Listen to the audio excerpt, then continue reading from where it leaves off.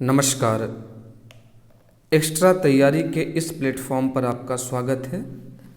मैं प्रशांत कुमार मिश्र आपको complete history पढ़ा रहा हूँ और इस कोर्स की ये विशेषता है कि आप किसी भी परीक्षा की तैयारी करें, उस परीक्षा में ये जो कोर्स है ये आपको समान रूप से मदद करेगी। आप सिविल सर्विसेज का एग्ज़ाम दे रहे हों या किसी भी अन्य कॉम्पिटिटिव एग्ज़ाम, आप ऑप्शनल के लिए तैयारी कर रहे हों, आपके लिए ये कोर्स बहुत ही अधिक लाभदायक सिद्ध होगा। और ये जो लेक्चर है, मेरी ये कोशिश होगी कि एक लेक्चर जिस भी टॉपिक पर आए वो टॉपिक पूरी तरीके से कवर हो जाए, आपको अन्य किसी स्रोत की आवश्यकता न पड़े। अभी तक हमने कर्नाटक युद्ध के बारे में पढ़ा है। जिन भी व्यक्तियों को मेरे पिछले लेक्चर देखने हैं वो प्लेलिस्ट में चले जाएं, वो सारे लेक्चर पढ़े हुए हैं, आप क्रम से उस लेक्चर को देख सकते हैं। कर्नाटक युद्ध के बाद हम बंगाल के विजय के बारे में पढ़ेंगे। यद्यपि बंगाल ये कर्नाटक के तृतीय युद्ध के पूर्व ही बंगाल विजय हो चुकी थी, प्लासी का युद्ध अंग्रेजों ने जीत लिया था और इसका जिक्र मैंने पिछले लेक्चर में किया है। अब हमें ये देखना है कि हम किस तरीके से अंग्रेजों को भारत में बढ़ते हुए उनके प्रभाव का विश्लेषण कर सकते हैं। तो टॉपिक है, टॉपिक को आप देखिए, भारत में ब्रिटिश शक्ति का विकास ये टॉपिक है। अब थोड़ा सा बंगाल के बारे में हम लोग चर्चा कर लेते हैं और पहले भी हमने चर्चा किया था।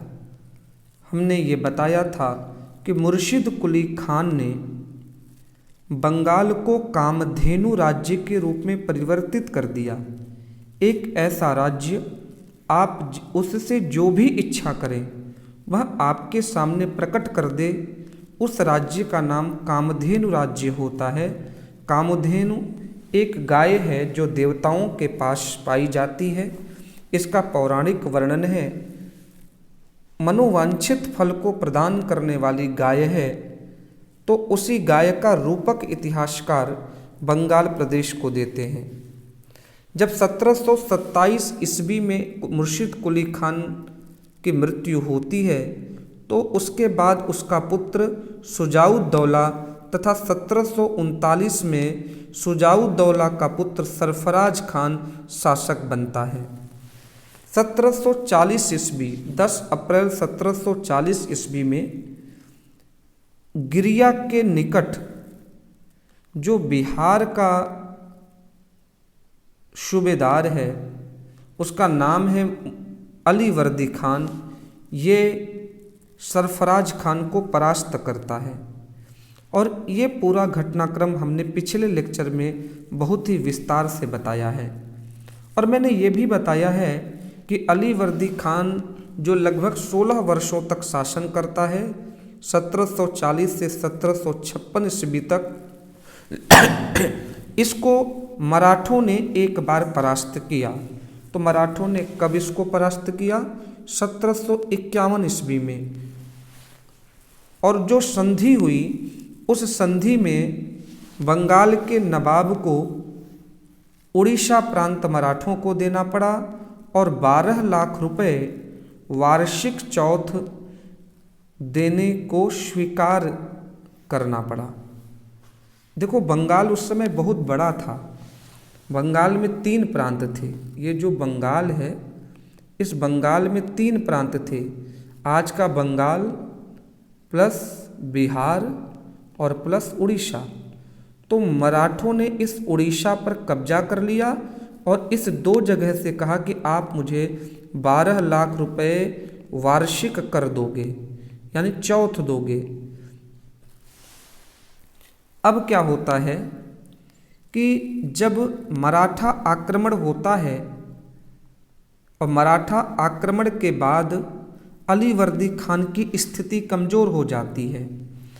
आपको ये भी ध्यान देना है कि इसी समय ये जो अंग्रेज कंपनी है या यूरोपीय कंपनी है, जैसे ये बंगाल हो गया, तो इसका गढ़ जो है अंग्रेज कंपनी का वो कलकत्ता बन चुका था और वो उधर कर्नाटक में भी युद्ध कर रहे थे और लगातार ये अपना प्रभाव बढ़ा रहे थे। प्रभाव क्यों बढ़ा रहे थे? क्योंकि इनको फर्रुखसियर ने एक फरमान दिया था जिसके तहत एक ये नाम मात्र की राशि के बदले ये पूरे बंगाल प्रांत में कर मुक्त व्यापार कर सकते थे।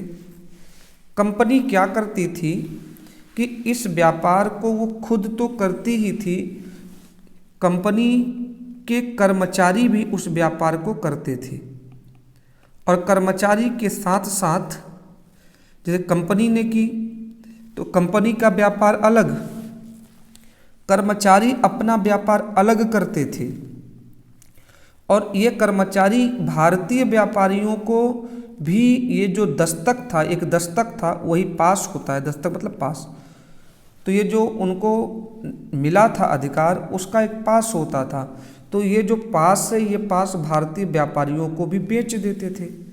तो इस वजह से बंगाल को बड़ा नुकसान होता था और अंग्रेज़ों को लगा कि अगर बंगाल पर हमारा राजनीतिक नियंत्रण भी बन जाए तो हम इस दस्तक का ठीक ढंग से उपयोग कर सकेंगे और यहाँ की धन और संपदा का उपयोग अपने निजी कार्यों के लिए कर सकेंगे या जो कर्नाटका युद्ध है या अन्यत्र भी हम कर सकेंगे। अब क्या होता है कि जब मराठा ये धीरे धीरे ये आगे बढ़ते जाते हैं, एक तथ्य ये भी है कि इन कंपनी, ये जो कंपनी है इसको विश्वास भी किसका जीतना है? जनता का। तो जब मराठों ने आक्रमण किया अली वर्दी खान पर तो ये जनता क्या हो गई? परेशान हो गई। और जब जनता परेशान हो गई तो इस स्थिति को देख करके कंपनी ने एक अभियान चलाया, चंदा अभियान। चंदा अभियान किस लिए चलाया? कि मराठों के आक्रमण से ये जो जनता परेशान है इनकी हम सहायता करेंगे। और इतिहासकारों ने बड़ी सुंदर पंक्ति लिखी है कि इस चंदे से कंपनी को, देखिए मैंने भी लिखा है उसको चंद कि मराठा आक्रमण के समय आक्रांत जनता की सहायता के लिए अंग्रेजों ने चंदा एकत्रित करके लाभ, प्रशंसा और सहानुभूति प्राप्त की। ये तीनों शब्द क्या क्या प्राप्त किया? एक तो लाभ, अरे भाई जो चंदा इकट्ठा करता है उससे पूछो, जो अच्छे मस्तिष्क का नहीं होता, जिसका काम ही व्यापार लाभ कमाना है, तो वो कैसे लाभ कमाता है? तो इसकी व्याख्या तो नहीं करनी है कि इन्होंने धन जो पाया उससे अपने उपयोग में किया। और दूसरा इन्होंने किया कि प्रशंसा, लोगों ने प्रशंसा की। देखिए किस तरीके से ये विदेशी लोग हमारी सहायता कर रहे हैं और इस मुश्किल घड़ी में भी ये हमारी सहायता कर रहे हैं, इसलिए लोगों की सहानुभूति भी इनको प्राप्त हुई। तो ये तीनों इनको प्राप्त हो गई मराठों के आक्रमण से। और इन्हीं सब के बीच में 1756 में अली वर्दी खान की मृत्यु होती है। वैसे इतिहास बहुत विशद विषय है और अली वर्दी खान की मृत्यु से लेके अगर मराठों के आक्रमण की ही चर्चा की जाए तो जितना मैंने पुस्तकों में पढ़ा है उसके आधार पर तो 1-1.5 घंटे तो लग ही सकते हैं। लेकिन हमने कहा कि हम ये परीक्षा की दृष्टि से पढ़ रहे हैं तो हम आवश्यक तथ्यों को ही अपने ध्यान में रखेंगे और धीरे धीरे आगे बढ़ते जाएंगे। आइए अगले स्लाइड पे चर्चा करते हैं।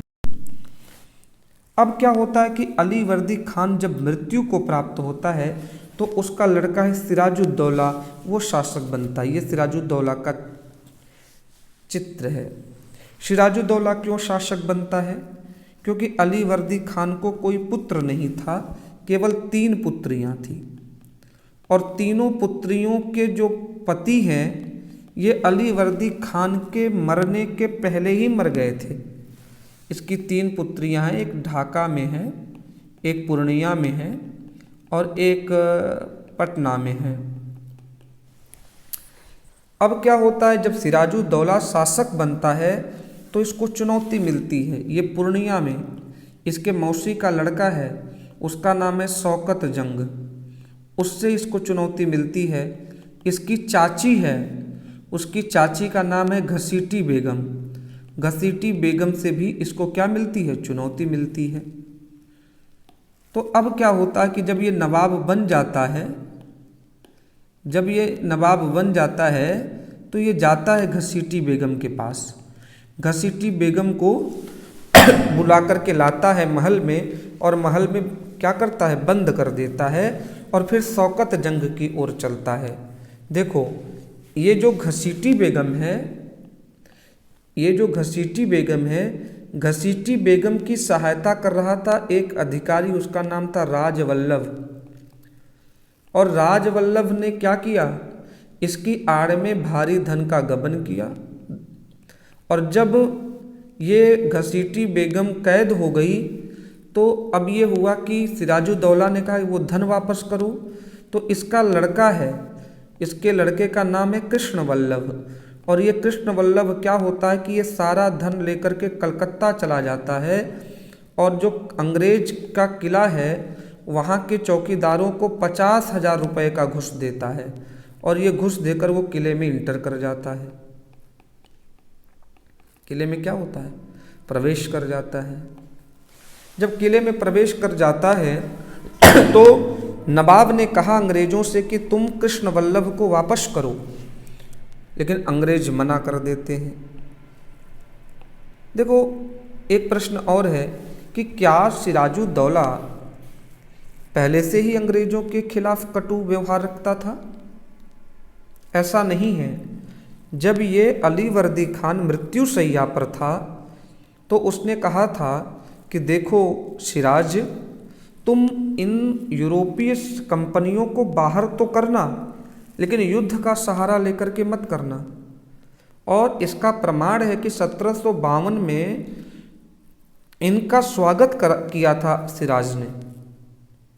लेकिन कटुता कैसे बढ़ी कि ये जो शौकत जंग है, ये शौकत जंग, ये घसीटी बेगम और ये जो राजवल्लभ है, ये तीनों निरंतर रूप से अंग्रेजों को क्या लिखा करते थे, खत लिखा करते थे। तो इस दृष्टि से ये शक की दृष्टि से देखता था। दूसरी बात कि जब इन्होंने कृष्णवल्लभ को संरक्षण दिया, एक कारण हो गया। दूसरा, दस्तक का दुरुपयोग तो ये कर ही रहे थे, साथ ही साथ ये कलकत्ता किले की किलेबंदी करने लगे। क्यों किलेबंदी करने लगे? उस समय प्रारंभ हो गया सप्तवर्षीय युद्ध। इसकी चर्चा मैंने पिछले लेक्चर में की है। यही कर्नाटक युद्ध का भी कारण होता है। और जब सप्तवर्षीय युद्ध आरंभ होता है तो क्या होता है कि अंग्रेज और फ्रांसीसी एक दूसरे के विपरीत लड़ते हैं। ये दोनों अपने अपने जगह को सुरक्षित करने के लिए उसकी किलेबंदी करने लगे। तो आप मुझे ये बताना कि कलकत्ता में कौन है? कलकत्ता में अंग्रेज हैं, और फ्रांसीसी कहाँ है? चंद्रनगर में। चंद्रनगर में कौन है? फ्रांसीसी हैं। ये दोनों लोग अपने अपने जगह की किलेबंदी करने लगे। नवाब ने देखा ये तो गलत बात है, तो नवाब ने उनको मना किया। ये तो मान गए लेकिन ये नहीं माने। तो ये तीन प्रमुख कारण थे कि इससे अंग्रेज और सिराजुद्दौला के बीच में कटुता बढ़ती है। तो सिराजुद्दौला ने इन पर आक्रमण कर दिया जून 1756 ईस्वी में कासिम बाजार पर, और अंततः ब्रिटिश को हार का सामना करना पड़ा।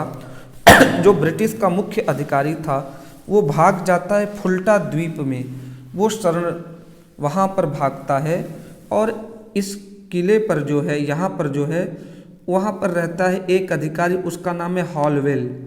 हॉलवेल समझ जाता है कि मैं नवाब की सेना से नहीं लड़ सकता, तो इसलिए उसने आत्मसमर्पण कर दिया। और जब से ही हॉलवेल ने यहाँ आत्मसमर्पण किया तो हॉलवेल के अनुसार कि आत्मसमर्पण के बाद हमारे 146 लोगों को एक कोठरी में बंद कर दिया गया, जिसमें बहुत कम जगह थी। एक दूसरे के ऊपर व्यक्ति चढ़े हुए थे। शाम को बंद किया गया और जब सुबह हमको खोला गया तो उसमें 123 व्यक्ति मर चुके थे। 146 में 145 पुरुष थे, एक महिला थी जिसका नाम था मैरी। और ये जो 23 लोग जिंदा बचे, इन 23 लोगों में वो महिला भी शामिल थी और ये हॉलवेल भी शामिल था। और जब हॉलवेल ब्रिटेन जाता है तो ये इसकी खबर अपने लोगों को देता है। तो क्या ये घटना घटी थी? इस बात पर भी संदेह उत्पन्न होता है, क्योंकि उस समय के जो इतिहासकार गुलाम हुसैन हैं वो इस बात का जिक्र नहीं करते। उनकी पुस्तक का नाम है शियाल मुतखिन। साथ ही साथ जो फ्रांसीसी इतिहासकार हैं वो भी इस घटना का जिक्र तो करते हैं, लेकिन संख्या में भिन्नता है। तो आप ये नहीं कह सकते, इसकी प्रामाणिकता पर संदेह है। लेकिन जब ये खबर मद्रास पहुंचती है लंदन से, तो मद्रास के सारे अंग्रेज काफ़ी क्रोध में आ जाते हैं और वो थल मार्ग और जल मार्ग दोनों ही माध्यम से सेना को भेजते हैं। तो देखो, पानी के रास्ते एडमिरल वाटसन आता है और जल के रास्ते क्लाइव आता है। ये दोनों आते हैं बंगाल में। और 2 जनवरी 1757 ईस्वी को जो कलकत्ता का किला इसने छीना था, नवाब ने छीन करके मानिक चंद को दिया था, उस किले को ये छीन लेते हैं। और किले को ही नहीं छीनते बल्कि ये आसपास के क्षेत्रों को भी लूट लेते हैं। अब मानिक चंद ने कलकत्ता का जो किला वो आत्मसमर्पण किया कि वो रिश्वत लेकर के उनको दे दिया, ये दोनों बातें कही जाती हैं। और प्रायः इस बात के पक्ष अधिक हैं, तथ्य अधिक हैं, तर्क अधिक हैं कि उसने रिश्वत लेकर के ये किला दे दिया। 2 जनवरी 1757 को वो किले पे अधिकार भी करते हैं और आसपास के क्षेत्र को लूटते भी हैं। जब ये लूटने की खबर नवाब को मिलती है तो नवाब काफ़ी क्रोधित हो जाता है और ये विचार करके कि अब ब्रिटिशर्स को मैं पूरे भारत से खदेड़ दूंगा, ये प्रण लेकर चलता है। और प्रण लेकर जैसे ही ये यहाँ पर हुगली नदी है, जैसे यहाँ पर आया, अब हुगली नदी के इस तरफ अंग्रेज हैं, इधर नवाब है। जैसे ही ये हुगली नदी पार करता है उसी समय क्लाइव तेजी से नवाब की सेना पर आक्रमण कर देता है। अचानक हुए आक्रमण से नवाब की सेना पीछे हो गई। तो नवाब की सेना जैसे ही पीछे हो गई तो उसी समय वो अपने अधिकारियों से बातचीत करता है कि हमको क्या करना चाहिए। अधिकारियों ने कहा कि हमको संधि कर लेना चाहिए। तो अब ये हुआ, संधि क्यों कर ले? तो उचित कारण उन लोगों ने दिया। कारण ये दिया कि इस समय दिल्ली में अहमद शाह अब्दाली का कब्जा हो चुका है। वही अहमद शाह अब्दाली जो 1761 में मराठों को हराता है, जिसकी चर्चा हमने की है पिछले लेक्चर में। और कहीं ये अहमद शाह अब्दाली दिल्ली से बंगाल की तरफ ना आ जाए, तो इसलिए जैसे ये दिल्ली पे तो आ ही गया है, कहीं ये घूमकर बंगाल की तरफ ना आ जाए, इसलिए हमको तैयार होना चाहिए। अंग्रेजों से हम अभी संधि कर लेते हैं, बाद में फिर इनको देख लेंगे। और जब ये संधि हुई, और संधि क्लाइव चाहता भी था जल्दी से कि संधि हो जाए, क्योंकि बार बार मद्रास से उसको बुलावा आ रहा था। जो वाटसन था उसके मतभेद हो चुके थे। उसको डर था कि कहीं बुस्सी ना आ जाए। मैंने बताया है आपको कि फ्रांस के 2 ही अधिकारी महत्वपूर्ण थे, एक तो डुप्ले था और दूसरा था बुस्सी। डुप्ले को तो काम करने का अवसर मिला, बुस्सी को हमेशा अयोग्य, इसके ऊपर अयोग्य अधिकारी बैठे। तो क्लाइव तो पहचानता था कि किसमें कितना दम है और उसको लगा कहीं बुस्सी ना आ जाए, इसलिए इसने भी जल्दी से संधि कर ली। और संधि में ब्रिटिशर्स को कुछ अधिकार मिले। क्या क्या अधिकार मिले? कि जो दिल्ली से सुविधा इनको मिली है उसकी वैधता हो गई, और ये जो दस्तक के प्रयोग पर बार बार ये लोग आपत्ति जता रहे थे, ये आपत्ति जताना बंद करेंगे। दूसरा कि ये जो फैक्ट्रियां नवाब ने छीन ली हैं, वो सारी फैक्ट्रियां नवाब वापस करेंगे और साथ में क्षतिपूर्ति भी वापस करेंगे, साथ में जो नुकसान हुआ है उसकी क्षतिपूर्ति भी देंगे। और कलकत्ता में किलेबंदी करने का अधिकार इनको मिलता है और सिक्का ढालने का भी अधिकार इनको मिलता है। और बदले में ये कहा जाता है कि हम लोग आक्रमण और सुरक्षात्मक संधि करते हैं कि अगर आपको कहीं आक्रमण करना होगा तो आप मेरी सहायता ले सकते हैं, और मुझे अगर कहीं आक्रमण करना होगा तो मैं आपकी सहायता लूँगा। तो भैया ये सब चीज़ें आपको क्लियर हो रही हैं ना। अब इस विधि से ये है कि पहले जब हम लेक्चर देते थे तो हमारा इतना ही विषय करने में घंटों लग जाते थे। अब जब मैं कुछ पॉइंट्स आपके सामने लिखता हूँ और लिख कर के मैं जब इसकी व्याख्या कर रहा हूँ, आपको समझ में भी आ जाएगा और आपको PDF में मिल जाएगा। चलिए आगे हम लोग अब चर्चा करते हैं अगले स्लाइड की।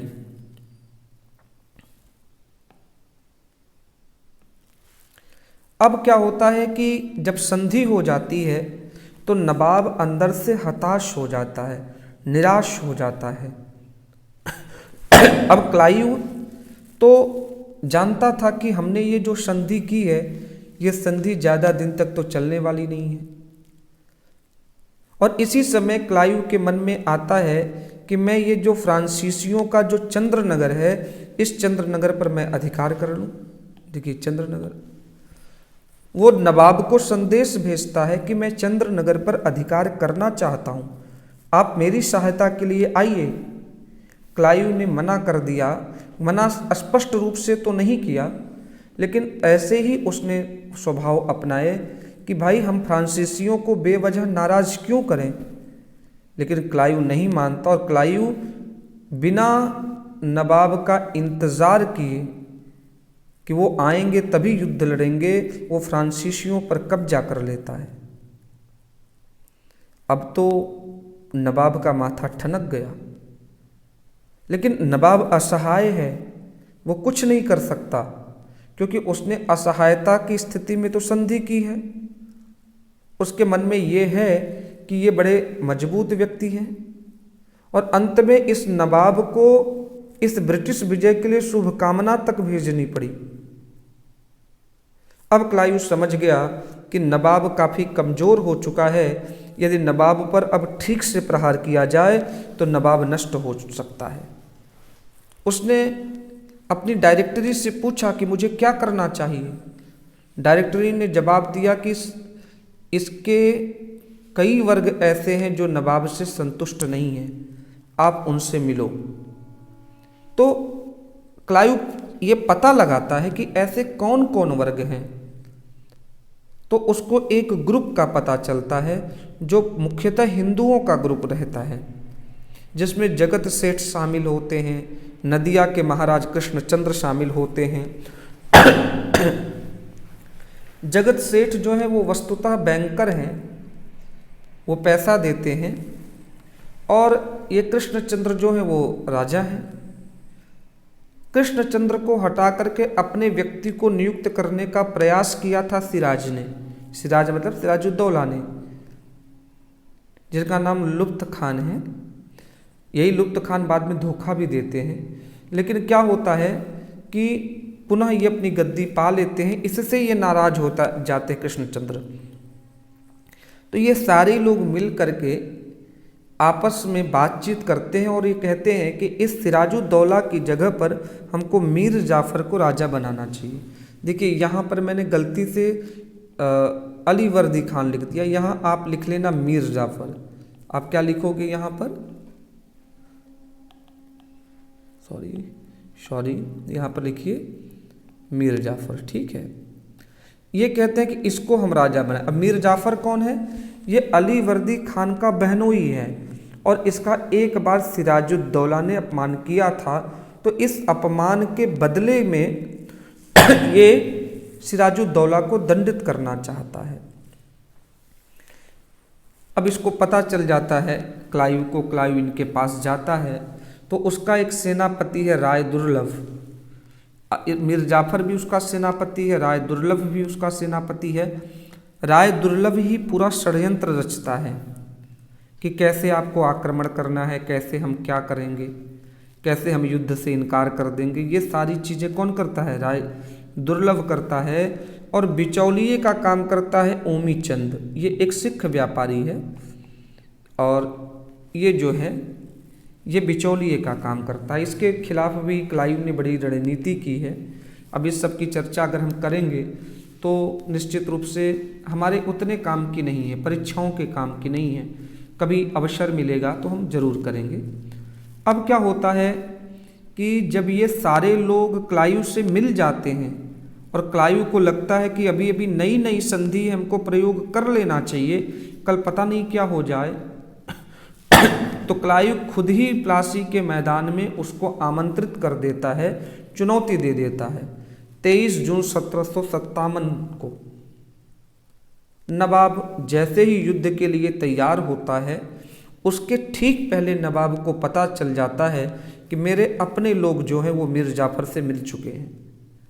अपने चारों सेनापतियों को बुलाता है, मीर जाफर, राय दुर्लभ, देखिए चारों सेनापतियों का हमने नाम दिया है, मीर जाफर, राय दुर्लभ, मार लुत्फ खान और मीर मोइनुद्दीन खान। इन चारों को बुला के उनसे शपथ दिलवाता है कि आप मुझे धोखा नहीं दोगे, आप मेरे साथ काम करोगे। ये लोग शपथ खाते हैं, लेकिन जैसे ही ये युद्ध में जाते हैं और सिराजुद्दौला कहता है कि युद्ध में आगे बढ़िए।